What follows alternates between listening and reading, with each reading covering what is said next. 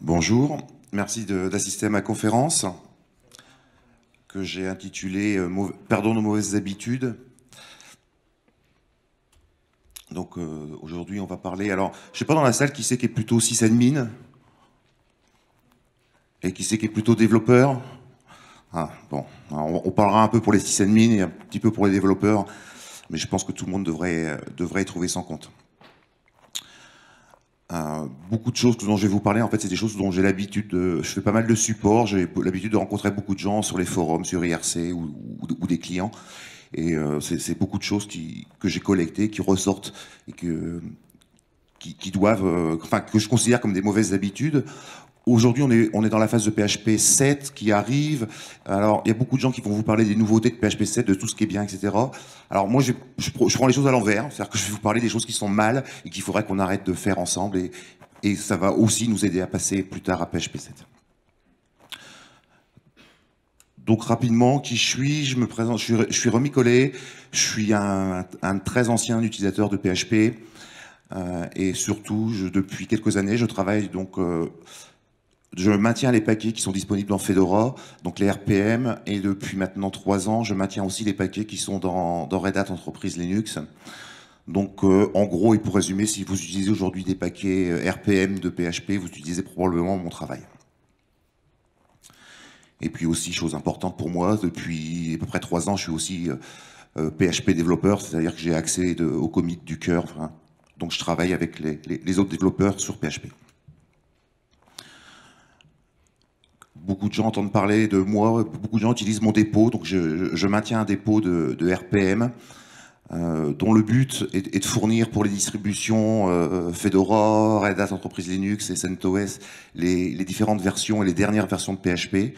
Donc aujourd'hui, je fournis la dernière version de 5.4, 5.5, 5.6 et même la version dev de PHP 7.0 sous deux formes, des paquets de base. Donc ça, c'est simplement pour mettre à jour votre système. Vous mettez à jour votre système sur la version que vous voulez de PHP.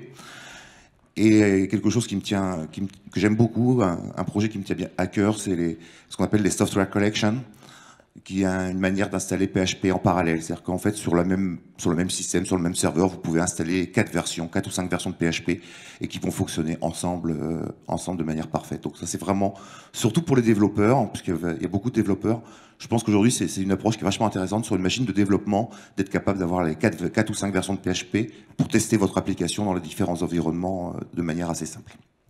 Voilà. Et une petite particularité, donc, de ce dépôt-là, du dépôt remis, c'est qu'en fait, quelque part, il est devenu l'upstream de Fedora, c'est-à-dire que les choses arrivent d'abord dans mon dépôt, c'est là que les choses sont développées, que les choses évoluent. Actuellement, par exemple, la grosse évolution, c'est l'arrivée de PHP 7. Et puis en plus, ensuite, ce travail que je fais dans mon dépôt se retrouve dans la distribution Fedora. Et puis ensuite, un petit peu plus tard, dans la distribution Red Hat.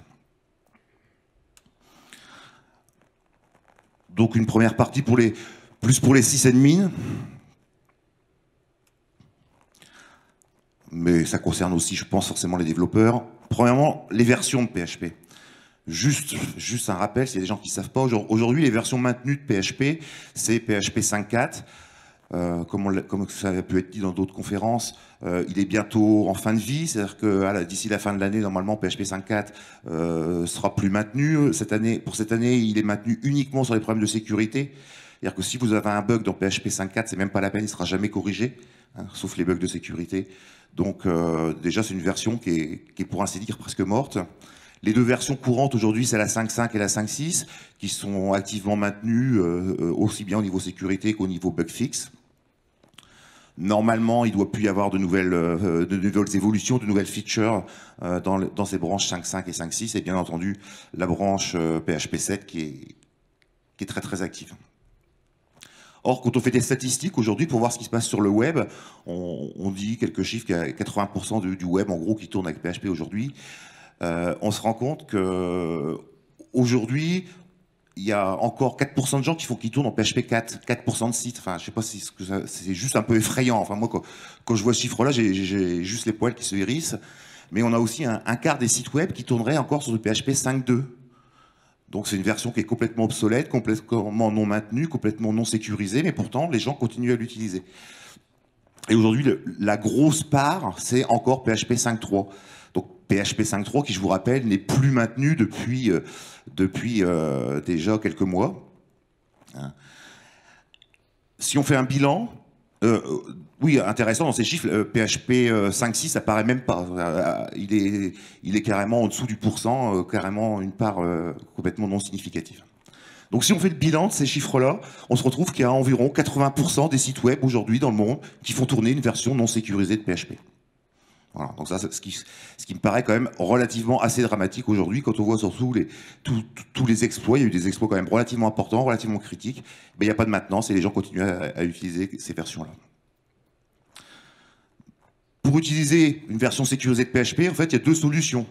Soit vous utilisez la toute dernière version mineure dans une branche, et là, vous êtes sûr d'avoir tous les derniers correctifs de sécurité qui ont été publiés. Je prends l'exemple de Fedora que je connais bien. Donc Fedora 20 aujourd'hui fournit la dernière version de PHP, donc la 5.5.24. Et Fedora 21, et on est en PHP 5.6, donc on fournit la dernière version de la 5.6, donc la 5.6.8. Avec une petite particularité chez Fedora, c'est qu'on a pris l'habitude de fournir les versions en général le jour de la release. C'est-à-dire que le jour où elles sont annoncées par le projet PHP, elles sont le même jour déjà disponibles dans les dépôts Fedora.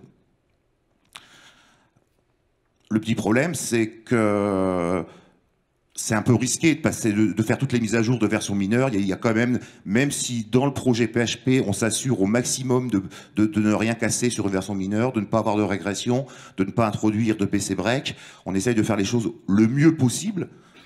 Malheureusement, ça peut arriver. On a eu des cas sur des versions mineures où il y avait des choses qui ne marchaient plus ou qui ne marchaient plus de la même manière et ça peut poser des soucis. Donc c'est vrai que sur un environnement de production, ça peut être des fois un petit peu délicat de vouloir tourner toujours sur la dernière version. Bon, donc il faut tester les RC.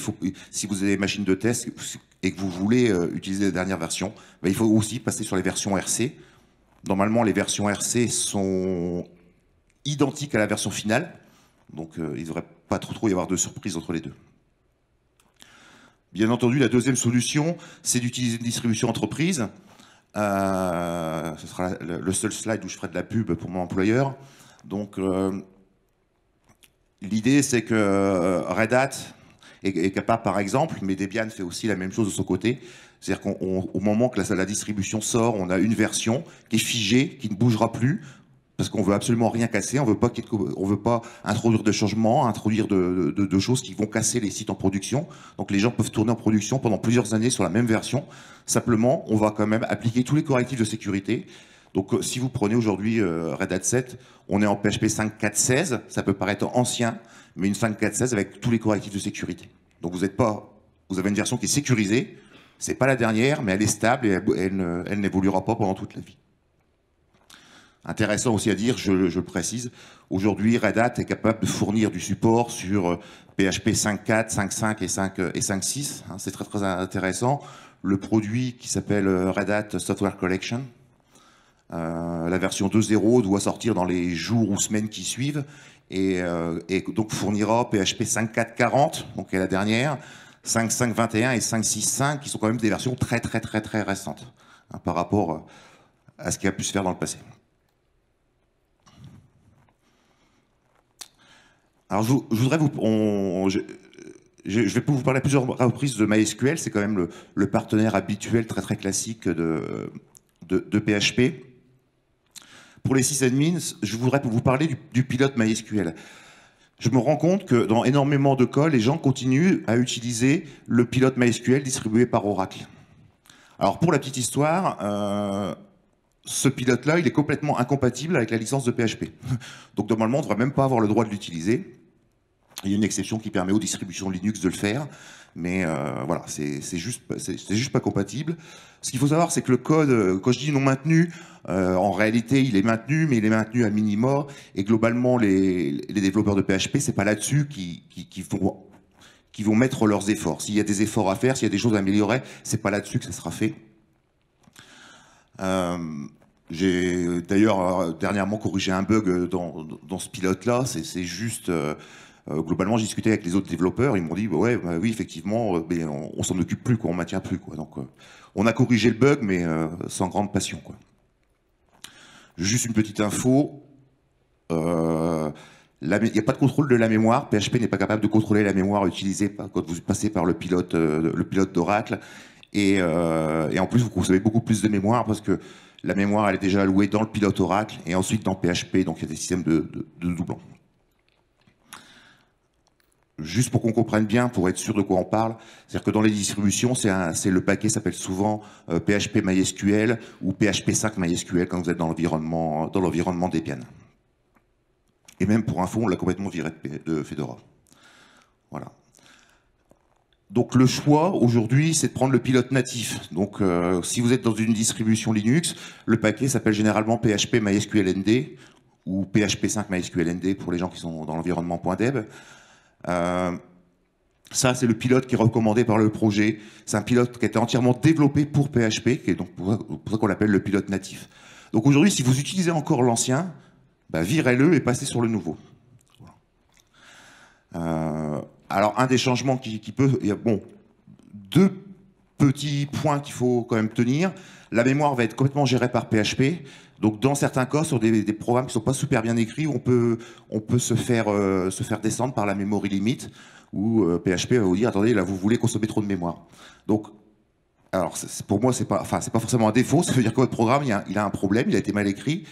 Avec l'autre driver, vous ne le voyez pas, vous consommiez énormément de mémoire sans vous en rendre compte. Avec le nouveau, bah, vous serez tout de suite bloqué. Donc, passez au nouveau. Il y a aussi un petit problème si des gens qui ont des très très vieilles bases de données, ça c'est des choses que j'ai rencontrées, des bases qui datent de MySQL 4, enfin 4.0 ou même plus vieilles, et qui sont encore avec des mots de passe anciens stockés sous un ancien format. Donc MySQLND ne permet pas de se connecter à ces bases-là. Bon, il suffit de régénérer les mots de passe, ça va très très vite, ça se corrige assez bien, c'est pas un gros problème. Mais par contre, donc vraiment, c'est celui que je vous recommande d'utiliser. De toute manière, dans les deux cas, vous aurez les mêmes extensions. C'est-à-dire que vous aurez l'extension MySQL, MySQLi et PDO MySQL. Vous ne verrez pas au niveau développement, on voit, pratiquement, il n'y a aucune différence, on ne s'en rend globalement même pas compte. MySQL, bien sûr, sur PHP inférieur à 7. Alors ça, mode PHP. Donc, en général, la plus grande majorité des gens qui installent PHP aujourd'hui, qu'est-ce qu'ils font? Ils installent Apache, ils installent mode PHP, et ils ont un site web qui tourne. Voilà. C'est le plus simple, c'est ce que tout le monde utilise. Et moi, depuis quelques années maintenant, j'essaye de dire, ben, faudrait le tuer, ce mode PHP, faudrait arrêter de l'utiliser, et c'est juste un truc qui devrait même plus exister. Hein. Et donc, quels sont les problèmes?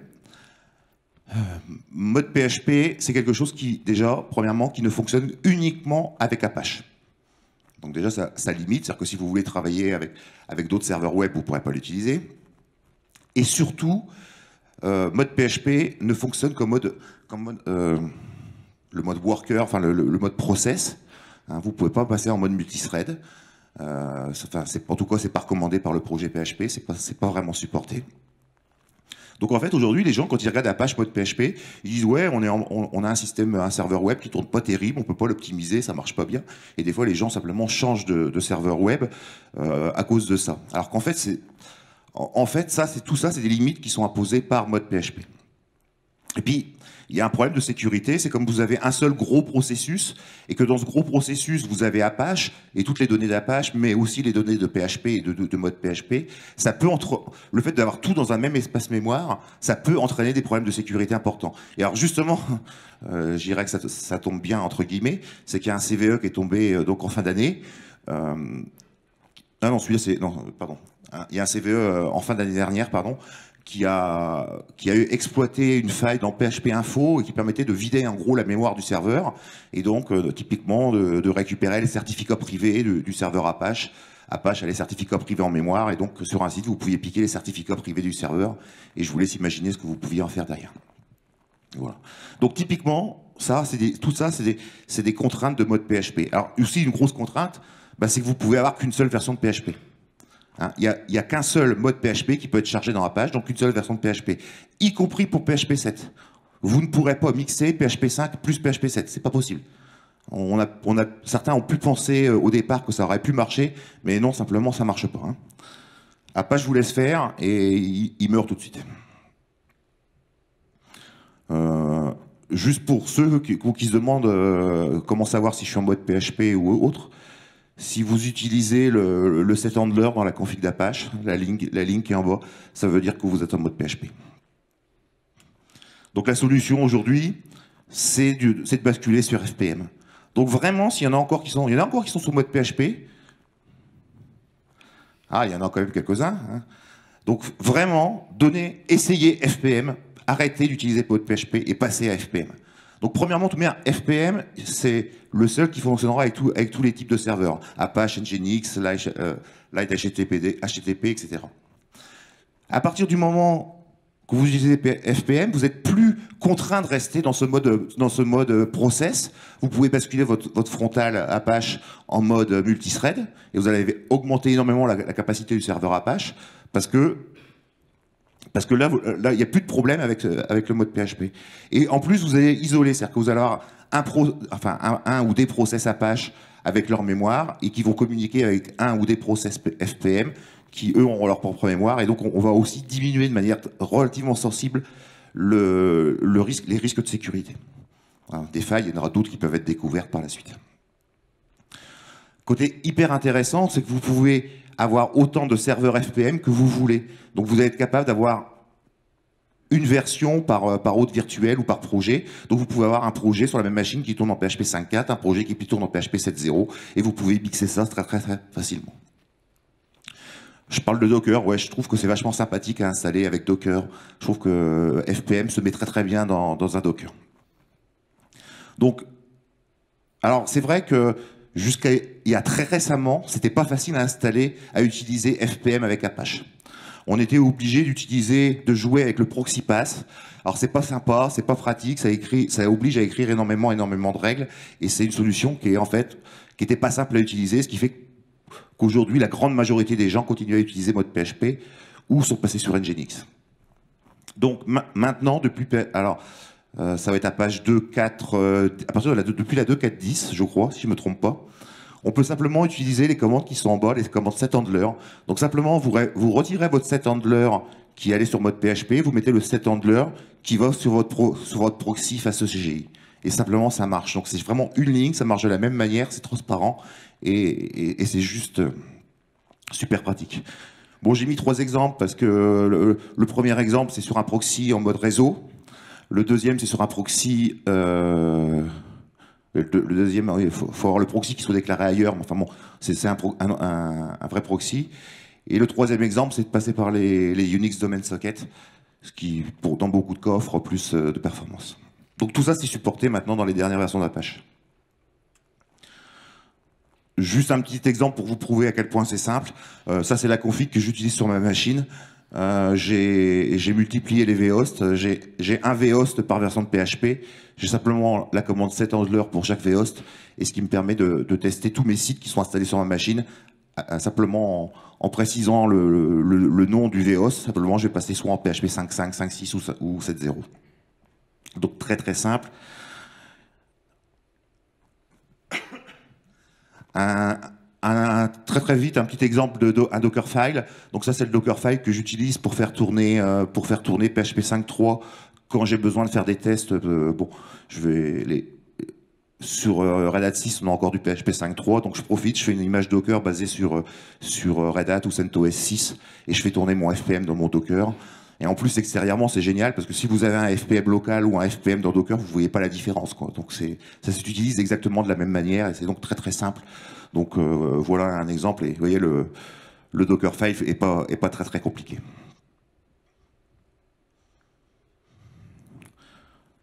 Juste une petite page. Alors ça c'est un truc d'utilisation.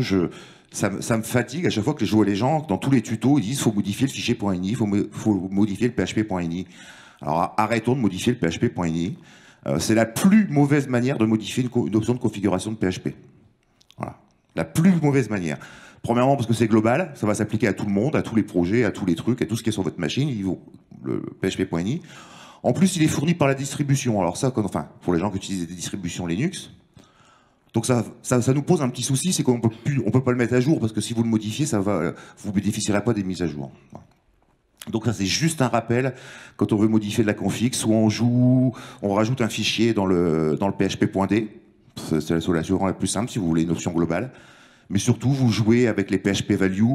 Alors php value dans la configuration d'Apache, comme je vous ai dit, il fallait plus utiliser mode PHP, donc php value dans la configuration de votre pool FPM, et donc ça c'est beaucoup plus pratique. Vous pouvez avoir des options de config pour chaque vhost, chaque projet totalement différent. C'est comme ça qu'il faut faire.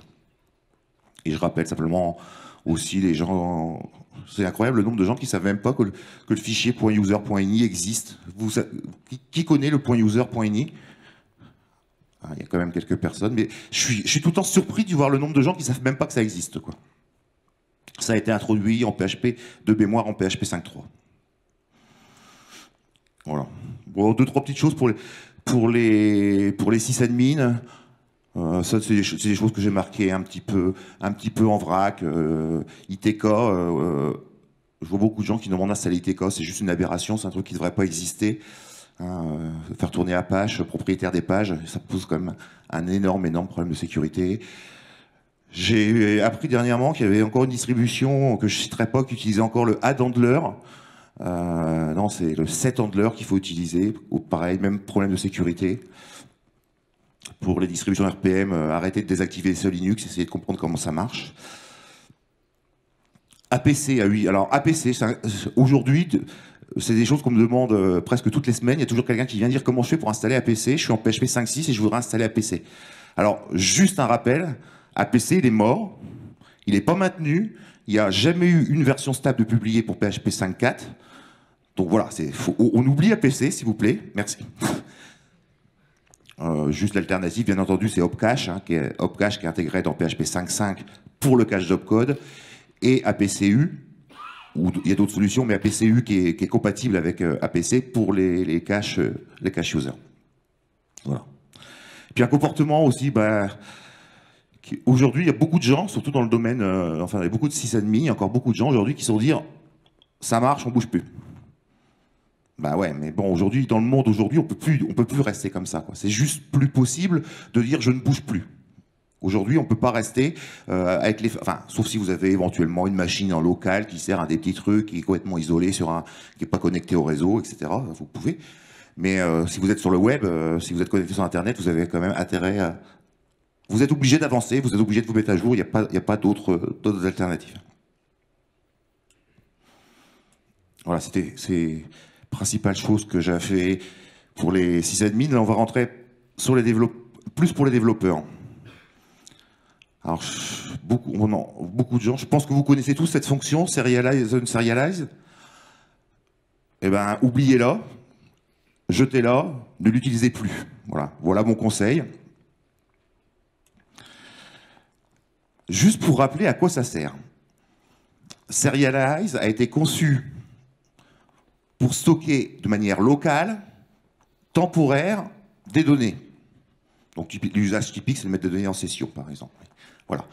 Dès que vous sortez de ce cadre-là, dès que vous commencez à vouloir des choses qui sont conservées longtemps, il ne faut plus utiliser.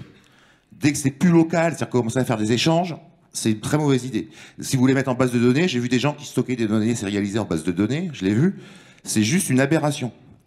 Si vous j'ai vu passer récemment un correctif dans je ne sais plus quel framework où les données sérialisées étaient mises en cookies. Alors ça, tout ça, c'est des comportements qui sont suicidaires. Donc, alors suicidaires, pourquoi? Déjà, si on regarde récemment les listes de CVE sur PHP, j'ai pas été très loin, je suis juste remonté de quelques mois, ça dégringole. Tous ces CVE-là, c'est des CVE, Integer Overflow, User First Tree, etc., qui ont été rapportés par des utilisateurs. Simplement, si vous donnez des inputs un peu tordus à une serialize, vous allez être capable de déclencher des segfolds, des plantages et des choses complètement surprenantes, même y compris de la divulgation de données. Et puis on peut s'attendre à ce qu'il y en ait d'autres, parce que moi j'ai vu les corrections qui étaient nécessaires pour ce genre de choses. Je peux vous dire qu'il y a encore des cas, il y a encore des extensions, il y a encore des parties de PHP qui ne sont pas sécures vis-à-vis d'une serialize, mais simplement parce qu'une serialize ne doit pas être utilisée. Voilà, en gros.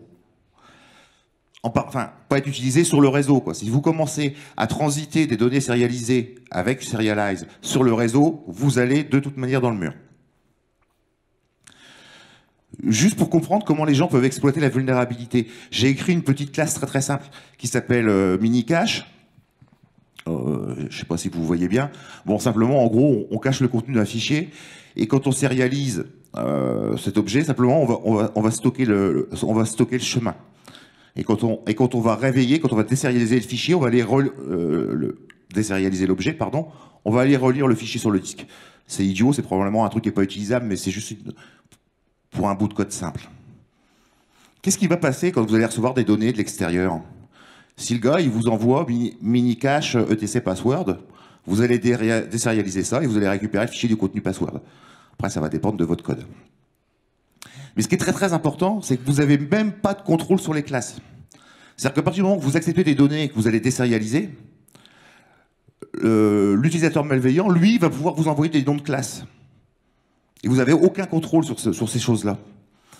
Et en plus, il a le contrôle complet sur les propriétés. Donc il peut vous instancier n'importe quelle classe de votre application ou du framework que vous utilisez. Si vous utilisez un Zen Framework, il y a des centaines de classes derrière qui vont pouvoir être instanciées sans que vous ayez de contrôle, avec les propriétés que l'utilisateur veut. Et comme beaucoup de classes implémentent soit la méthode une serialize, soit la méthode wake-up, il va pouvoir exécuter du code. Donc en fait, si vous utilisez, vous donnez globalement le fusil pour vous faire abattre, quoi. Alors quand même, un petit point positif, dans PHP 7, il y a une amélioration qui sécure. Alors c'est pas qu'il est sécure, c'est qu'il est un peu moins non sécure, mais qui va vous permettre de filtrer en fait les classes que vous autorisez à passer dans le serialize. Voilà, il y a un filtre qui permet d'améliorer un peu le niveau de sécurité. Mais globalement, si vous l'utilisez, abandonnez et sachez que c'est juste pas raisonnable d'utiliser une serialize et une serialize pour autre chose que ce qu'il a été conçu. Voilà. Puis je vous rappelle, JSON encode, JSON décode. Dans 99% des cas, c'est ce dont vous avez besoin. C'est beaucoup plus simple et en plus, c'est beaucoup plus rapide. Un petit tour rapide des extensions. C'est juste des rappels. Regex. L'extension regex, elle est dépréciée depuis PHP 5.3, il ne faut plus l'utiliser. Ça fait, j'allais dire 10 ans, mais ça ne va pas être loin, que dans la doc, c'est marqué qu'il ne faut pas les utiliser, qu'elles sont juste pas performantes, pas rapides et qu'elles sont dépréciées, qu'il faut utiliser les extensions Pcray à la place. Mais bon, je vois encore beaucoup de code, beaucoup de gens qui utilisent. Ça vous pourrit les logs. Donc évitez. Alors le piège, c'est la fonction split. Parce que les gens oublient que la fonction split fait en fait partie de l'extension reg. Donc là, je peux...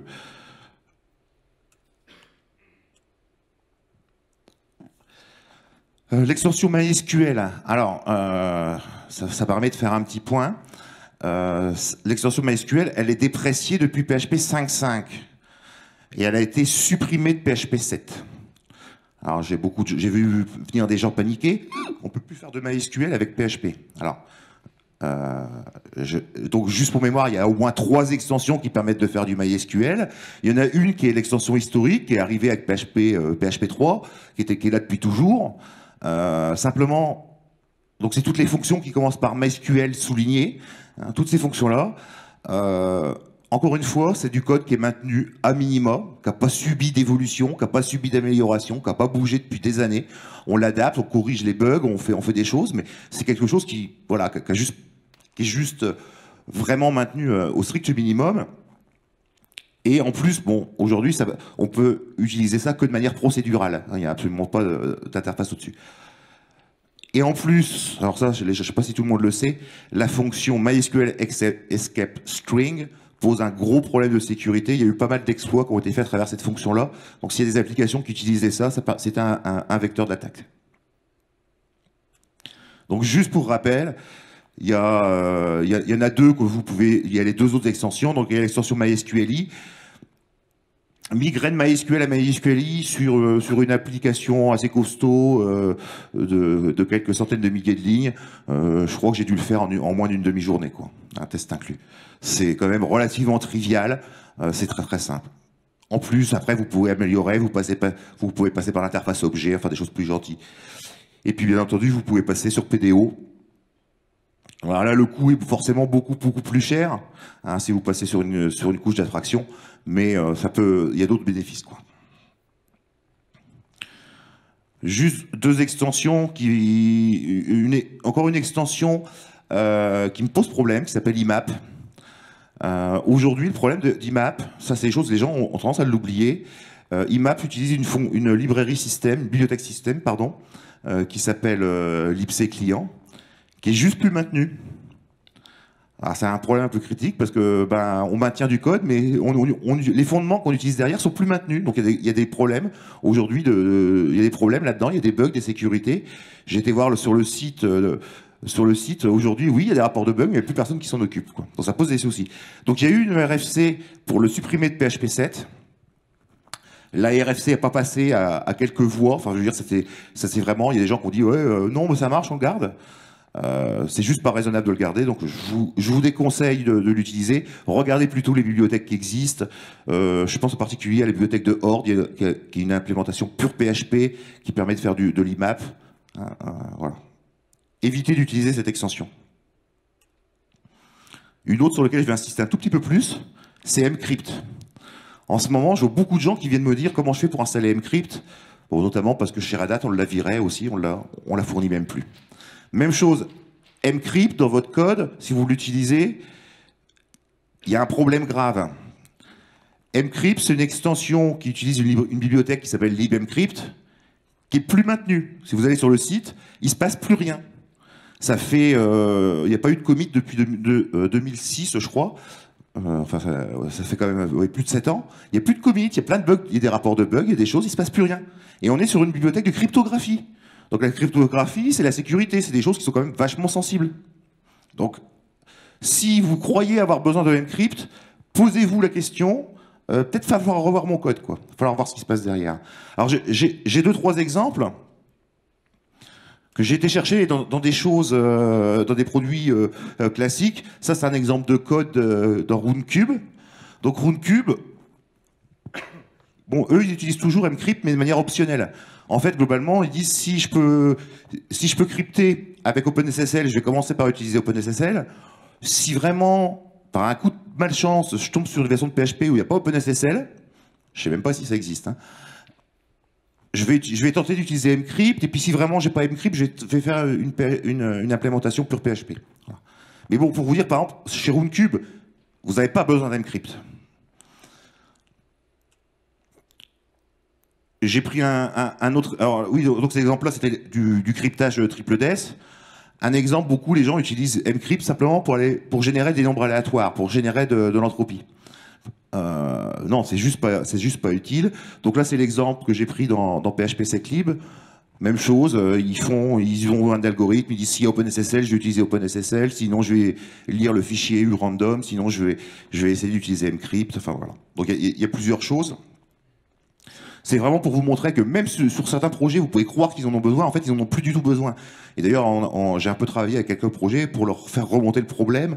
Je crois que le dernier, c'était Cake PHP, où j'ai fait un rapport de bug en disant, bon, arrêtez d'utiliser ce truc-là, quoi. C'est juste pas raisonnable, c'est juste dangereux. Et en plus, les gens utilisent souvent Mcrypt pour des choses qui sont même pas forcément faites pour, ou d'une manière qui n'est pas forcément très bien faite. Alors, c'est juste pour faire un peu la promotion de quelque chose qui a été rajouté en PHP 5.5, qui s'appelle l'API de password. Aujourd'hui, quand vous avez besoin de stocker des mots de passe, c'est pas la peine de réinventer la roue. J'avais beaucoup aimé la présentation par l'auteur de cette feature, qui disait en fait, les gens 99% des utilisateurs sont pas capables de gérer proprement la cryptographie, donc on va leur fournir un truc qui fait proprement pour eux. Donc aujourd'hui, gérer l'enregistrement d'un mot de passe. Bon, j'ai pris un exemple, mais c'est en gros, c'est deux lignes de code, enfin une ligne de code pour générer le hash et une ligne de code pour le vérifier, quoi. Donc vous embêtez pas à utiliser autre chose. Ça a été conçu pour, c'est sécure. Voilà. Donc pour résumer, Mcrypt, à fuir et à proscrire. Donc vous rentrez chez vous, vous faites une recherche de Mcrypt dans votre code et vous regardez si vous l'avez. Deux autres extensions. Alors celles-là, je ne vois pas trop pourquoi elles ont été, mais ces deux extensions, je vous le signale juste, elles ont été supprimées de PHP 7. Donc si vous utilisez MS SQL ou Sybase City, faut plus les utiliser. Enfin, vous allez avoir un problème en PHP 7, elle n'existe plus. Ben voilà. Alors oui, juste ces deux extensions-là, peut-être qu'elles vont arriver dans PQL, et peut-être que quelqu'un acceptera de reprendre la maintenance de ces extensions-là, et peut-être qu'elles pourraient être disponibles sur un autre pied. Mais elles ont été supprimées de PHP, donc ce ne sont plus des extensions officielles de PHP.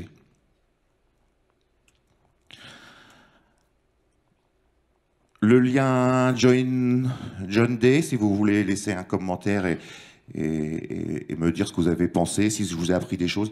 Si vous pouvez en retenir un de ceux que j'ai dit qu'il fallait plus utiliser, retenez mode PHP ou retenez mcrypt, mais j'espère que vous en retiendrez au moins un. Voilà. Donc j'ai fini.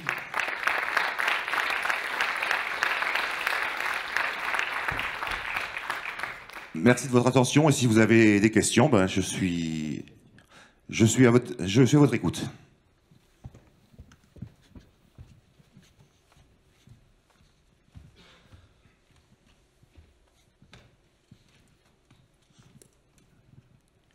Bonjour, merci pour cette présentation. Je voulais savoir, est-ce que vous pensez qu'il ne faudrait pas dire aux admin systems d'éviter d'installer Apache au profit de Nginx? Pas du tout. Pourquoi? Parce que Apache, c'est un très bon serveur web qui marche très bien, il n'y a pas de souci. Aujourd'hui, Apache, moi j'utilise Apache depuis très longtemps, j'ai regardé Nginx, voilà. Je dis pas qu'il y en a, pour moi, il n'y en a pas un qui est meilleur que l'autre. Il y en a un qui sait faire des choses, il y en a un qui sait faire des choses autrement. Pour moi, Nginx n'est pas meilleur qu'Apache, il est différent. Voilà. Il est peut-être plus performant? Non. Voilà. Ok, merci. Juste, la plaisanterie, c'est que j'ai pas réussi à installer Apache, donc j'ai installé Nginx, quoi. Non mais, voilà. Non, simplement, Apache, vous le tunez, ce que je dis, vous le passez en mode event, il fonctionne en mode threading exactement comme Nginx, vous désactivez 2-3 trucs, style les points .htaccess, parce que c'est vrai que ça coûte de la performance, et vous allez avoir des choses qui vont être très très similaires. Donc, non, il n'y en a pas un qui est meilleur que l'autre. Une autre question ?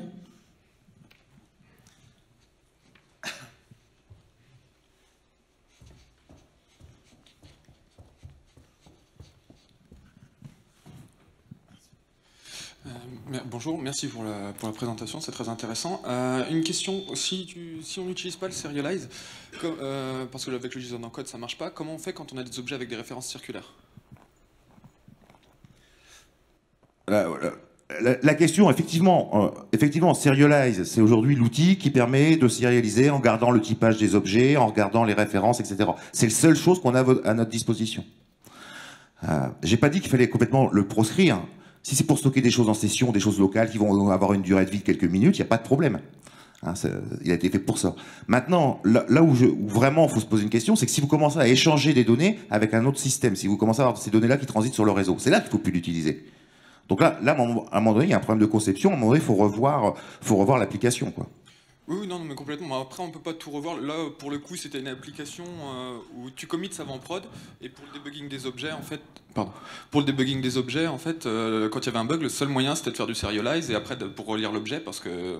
Oui. Ouais, si c'est des choses qui sont écrites dans des logs, par exemple, voilà, c'est ça. Si c'est des choses qui sont écrites dans des logs qui vont pas à l'extérieur, qui sont pas données à l'utilisateur, a priori, il n'y a pas de problème majeur, quoi. Mais sinon, il n'y a pas vraiment d'autre façon pour les objets à référence circulaire. Ah, merci. Bonjour, je voulais revenir un peu sur ce que tu as dit par rapport au module libc client, je pense, sur l'IMAP, ouais. qui n'est plus maintenu, mais on continue à maintenir l'extension PHP.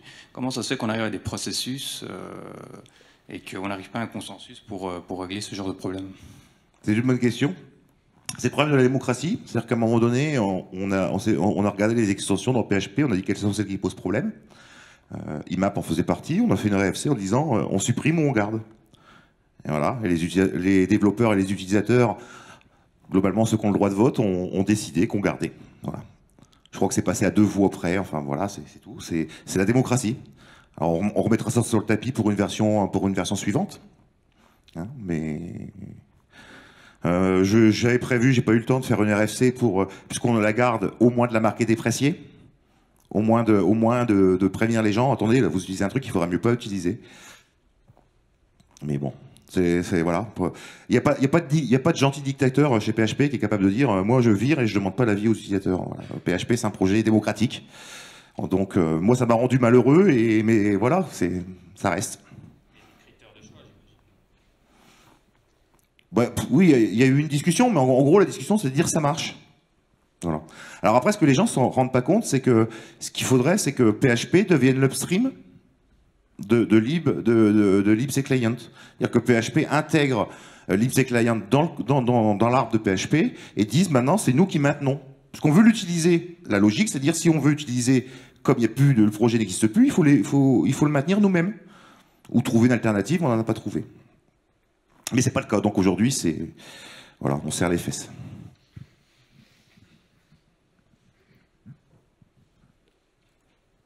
Bon, ben merci. Merci.